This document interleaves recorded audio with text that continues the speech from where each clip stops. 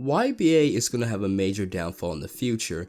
This is a result of the developers and what the community has deemed acceptable. With any game or project you're supporting, there should always be a basic level of communication and a good sense of priorities when it comes to development. A perfect example of why your community should always have these core concepts is so you don't have a torn community and decent expectations, especially so you don't end up with no new playable content in over 6 months, with the devs focusing the majority of their attention on skins and things they could profit from. In this case of YBA, a casual Roblox shoujo fighting game, there hasn't been a stand update in over 6 months, and barely any communication from the development team. The sooner the community realizes that at this current point the developers only care about money and are losing interest in adding any content which doesn't make them immediate profit. If you want me to back up my points, look no further than the reports channel, where hundreds of accounts are reported daily with no action taken from the mods to punish these cheaters.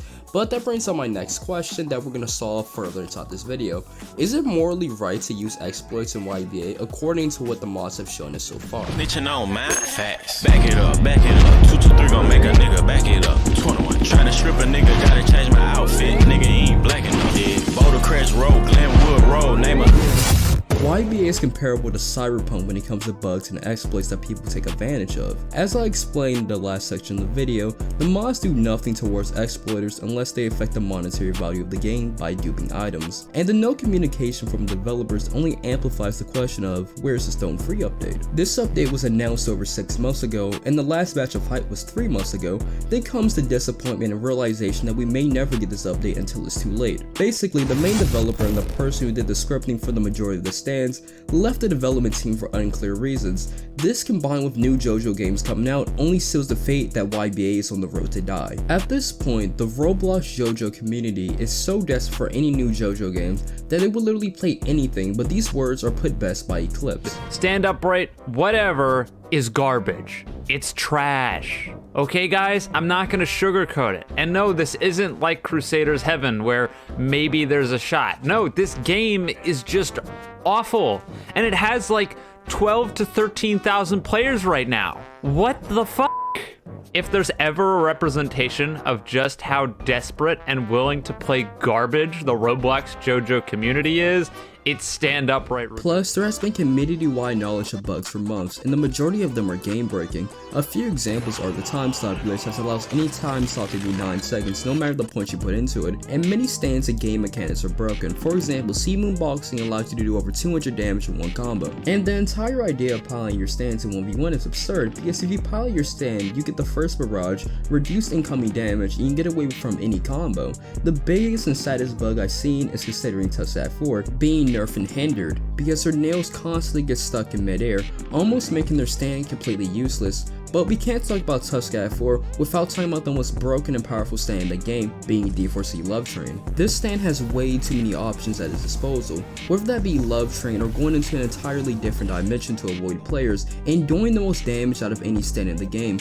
With the power of D4C, you can literally sit back and watch your clones fight for you while you occasionally shoot at them. This has to be the most brain dead stand in the game, and people will often tell you to get skill when using D4C, but that brings up the question, what's the point of having skill in YBA? And is it required? In my honest opinion, and from a player who's been traveling the broken wasteland of YBA for years, this isn't a skill-based game for this one reason. The game is too broken and littered with bugs and cheese taggers that makes you impossible to be good. Yes, I'm saying good in quotation marks because you're never really good in YBA. At any second, another person with a more broken strategy can come around this corner and destroy your ego.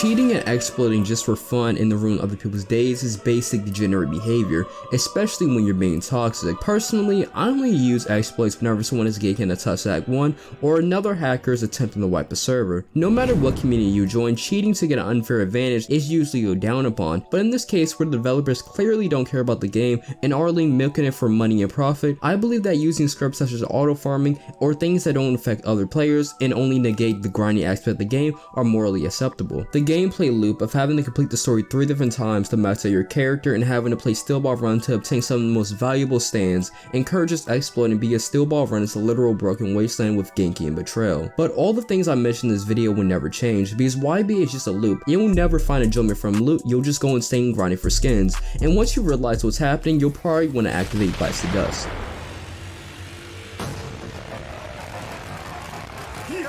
やったぞ発動したぞ